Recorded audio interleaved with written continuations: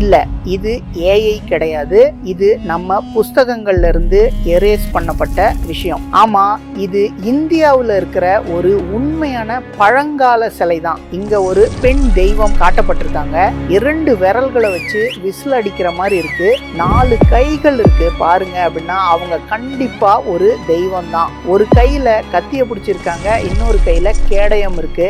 ஆனா உண்மையாவே ஷாக்கிங்கான விஷயம் என்ன தெரியுமா? அவங்க எது மேல உட்கார்ந்து இருக்காங்க பாருங்க, அது ஆந்த மாதிரி இருக்குல்ல.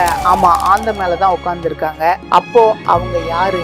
ஏதோ ஒரு பழங்கால சிற்பி சும்மா இமேஜினேஷன்ல கார்வ் பண்ணின ரேண்டமான சிலையா இருக்குமோ? இல்ல, இதோ பாருங்க, இன்னொரு பழங்கால சிற்பம். அதே எக்ஸாக்ட் டீடைல்ஸோட கவனமா பாருங்க. இங்கேயும் அவ ஆந்த மேல உட்கார்ந்து இருக்காங்க. 2 விரல்களை வச்சு விசில் அடிக்கிற மாதிரி தான் செதுக்கி இருக்காங்க. இந்தியாவுல சில பகுதிகளில் லக்ஷ்மியா ஆந்த மேல உட்கார்ந்து கூட காட்டுறாங்க. அப்படின்னா இவங்க லக்ஷ்மியா? இல்ல, கொஞ்சம் நல்லா பாருங்க, அவங்களோட வாயிலிருந்து பல்லு வெளியே வருது. ஆனா இன்னும் விசித்திரமான ஒரு விஷயம் இருக்கு. அவங்களோட காதுகளை பாருங்க, ரொம்ப பயங்கரமா இருக்குல்ல. வடநாட்டுல இவங்களோட பேரு உள்ளுகா. இந்த தெய்வத்தோட கதை ரொம்பவே மர்மமானது. ஒருவேளை விஜய் அண்ணாவோட டிவிகே கட்சி ஆளா இருப்பாங்களோ?